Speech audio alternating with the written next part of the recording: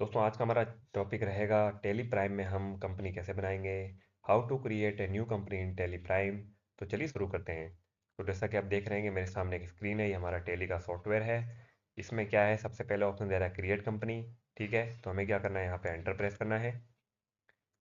ठीक है, और यहाँ पे आ रहा है हमारी कंपनी डेटाबास, मतलब कि हमारी टेली की जो कंपनी आप बनाओगे, जो भी आप यहाँ पे काम करोगे, उसका जो डेटा है वो कहाँ पे सेव होएगा, आपके कंप्यूटर के ड्राइव में।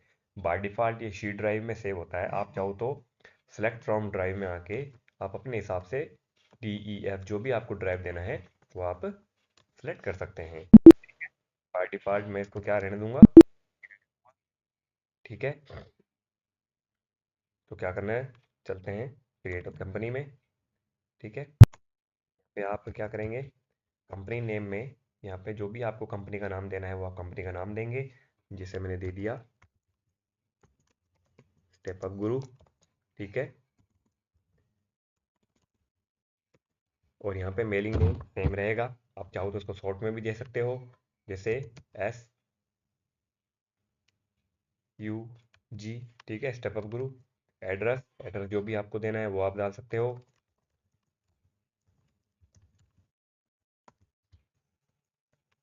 एड्रेस ध्यान रखना कि जो भी आपका जीएसटी नंबर में, जीएसटी डिटेल में जो भी आपने अपनी फर्म का, हमारी कंपनी का एड्रेस दे रखा है वही करना है।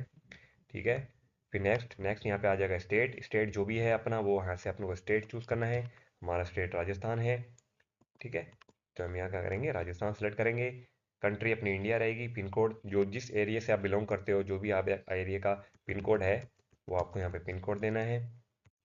ठीक है, टेलीफोन नंबर है तो ठीक है, अदरवाइज को ब्लैंक छोड़ देना।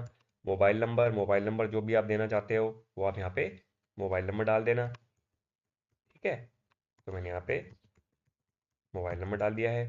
फैक्स मशीन या फैक्स नंबर आजकल बंद हो चुके हैं, फैक्स नंबर, तो आप इसको स्किप करेंगे। ईमेल आईडी, अगर आप ईमेल आईडी देना चाहते हैं तो ईमेल आईडी भी दे सकते हैं। ठीक है,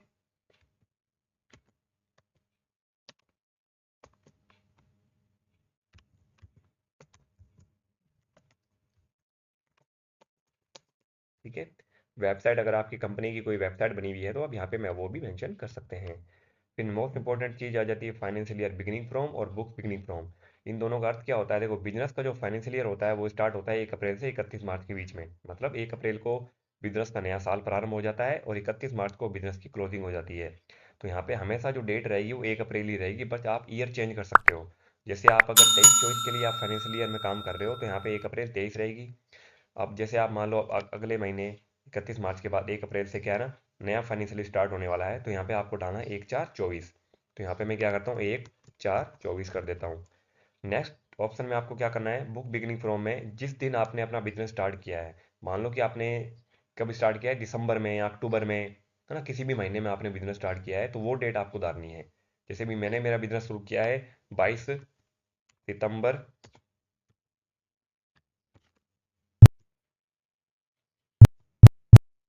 ठीक है, मैंने मेरा शुरू किया है 22 सितंबर 24। ठीक है, तो यहाँ पे क्या करेंगे, 22 सितंबर 2024 डाल देंगे। ठीक है ना, बट यहाँ पे अभी 22 सितंबर नहीं लेगा क्योंकि एजुकेशन मोड है। तो यहाँ पे क्या करते हैं अपन, 1 सितंबर ले लेते हैं। ठीक है, तो उसका मतलब हुआ फाइनेंशियल ईयर तो 1 अप्रैल को स्टार्ट हो गया, बट जो आपने बिजनेस स्टार्ट किया वो कब किया, 1 सितंबर 2024 को। बेस करेंसी सिंबल अपने इंडियन का क्या होता है, रुपीज होता है, और फॉर्मल नेम होता है इंडियन रुपीज, तो ये सेम एज इट इज रहेगा। ठीक है, इस तरीके से आप अपनी कंपनी क्रिएट कर सकते हैं। जैसे ही आप इस ऑप्शन को यस करेंगे तो आपकी कंपनी बन के क्रिएट हो जाएगी। ठीक है, जैसे ही कंपनी क्रिएट होगी तो आपके पास क्या होगा ना, कभी एक फीचर खुलेगा कि आप कौन से ऑप्शंस को यस करना चाहते हैं, कौन से फीचर्स को नो करना चाहते हैं। तो देख लेते हैं हमें क्या क्या यस करना है, क्या क्या नो करना है। जैसे मैं यस करूंगा, हमारे सामने कंपनी के फीचर्स वगैरह ऑन हो जाएंगे। ठीक है, तो यहाँ पे कंपनी क्रिएशन सक्सेसफुली, और जो भी आपको यहाँ फीचर्स ऑन करने हैं, अकाउंटिंग से रिलेटेड, इन्वेंट्री से रिलेटेड, टैक्सेशन से रिलेटेड, वो ऑप्शन आप यस कर सकते हैं। इसमें भी मैं आपको समझा देता हूँ। अकाउंटिंग का फीचर हमें जब यस करना होता है, जब हम क्या कर रहे होते हैं, वस्तुओं में या किसी भी गुड्स में, सर्विसेज में, है ना, दोनों में डीलिंग वगैरह कर रहे होते हैं। तो इनमें से क्या होता है ना, ये दोनों ऑप्शन तो एनी टाइम यस ही रहते हैं अकाउंटिंग वाले, क्योंकि अकाउंटिंग तो अपन करेंगे ना, परचेजिंग, सेलिंग, है ना, रिसिप्ट पेमेंट वगैरह, वो सब तो हमें करना ही होता ही है। तो ये दोनों ऑप्शन तो हमें पहले से यस रखने ही होते हैं।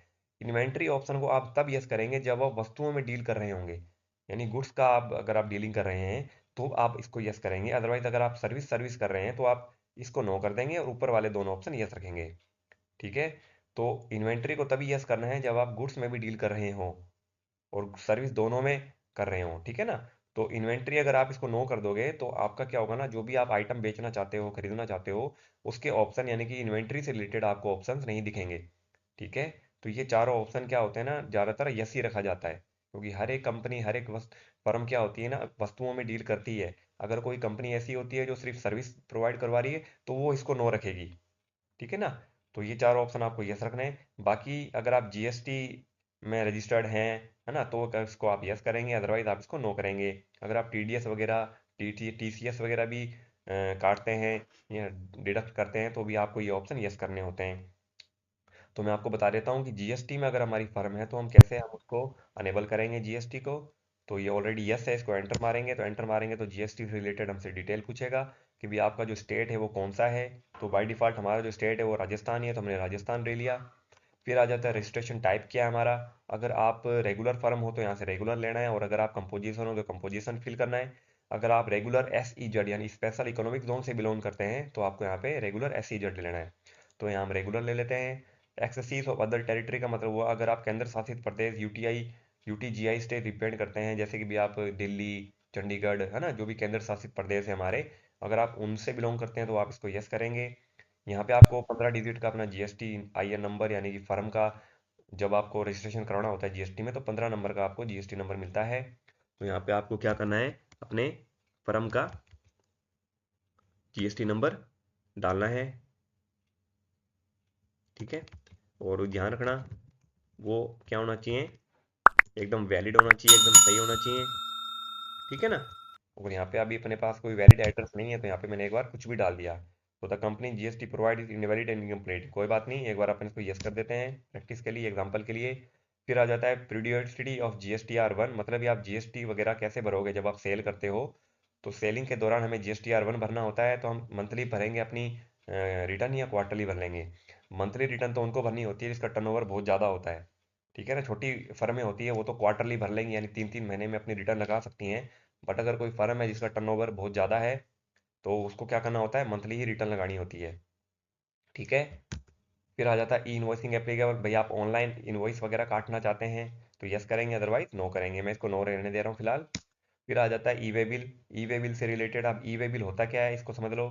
ई वे बिल का मतलब होता है कि रास्ते का बिल, जब हम किसी कस्टमर को बिल बनाते हैं तो उसमें बिलिंग बिलिंग की जो वैल्यू होती है, यानी टोटल इन्वॉइस वैल्यू अगर 50,000 या 50,000 से ज़्यादा हो जाती है तो हमें उसको रास्ते का बिल यानी ई वे बिल भी देना होता है।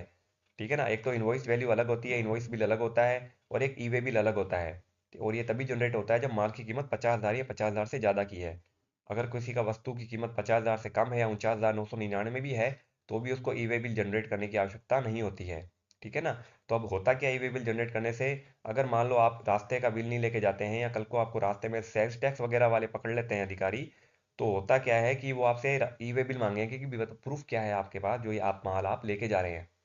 ठीक है ना, तो अगर आपके पास ई वे बिल नहीं होगा तो क्या होगा, वो सारा का सारा माल जब्त कर लेंगे और हो सकता है कि इसकी डबल पेनल्टी आपको लग जाए जितने की भी वो बिल होती है। मान लो 1 लाख का बिल है तो आपसे 2 लाख का पेनल्टी भरवाएंगे और प्लस माल भी जब्त कर लेंगे। तो इस तरीके से क्या होता है ना, आपको रास्ते का बिल हर हाल में काटना ही होता है। और अगर हाँ 2-4 किलोमीटर के लिए अगर आप 50-60 हज़ार रुपये का, लाख 1 रुपये का माल लेके जा रहे हो तो कोई दिक्कत नहीं होती।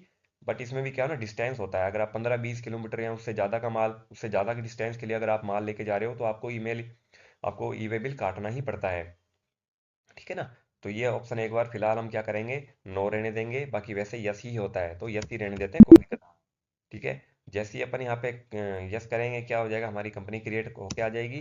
ठीक है, और गेटवे ऑफ टेली हमारे पास एक फर्स्ट स्क्रीन जो होती है हमारी टेली की वो खुल के आ जाएगी। ठीक है ना, तो उम्मीद करता हूँ आपको ये वीडियो पसंद आया होगा। ठीक है, और अगर आप मान लो कंपनी में कोई अल्ट्रेशन वगैरह चेंजेस वगैरह भी करना चाहते हैं तो यहाँ पे देखो के आ रहा है, लेफ्ट साइड में लिखा हुआ आ रहा है के कंपनी, यानी कि अल्ट के साथ के अगर आप प्रेस करोगे तो क्या होगा, कंपनी से रिलेटेड अल्ट्रेशन या कोई चेंजेस वगैरह आपको करने हैं, फीचर्स वगैरह चेंज करने हैं, तो फीचर्स में जाके आप जीएसटी नंबर वगैरह भी चेंज कर सकते हो, है ना। और यहाँ पे आके आप क्रिएट नहीं कर सकते हो, अल्टर कर सकते हो, कोई भी चेंज करना है आपको, ईमेल एड्रेस, नेम वगैरह, वो सब आप यहाँ से कर सकते हो। ठीक है ना? तो वीडियो पसंद आए तो लाइक करें, शेयर करें, और आपने अभी तक अगर मेरा चैनल सब्सक्राइब नहीं किया है तो सब्सक्राइब कर लें। बहुत बहुत धन्यवाद।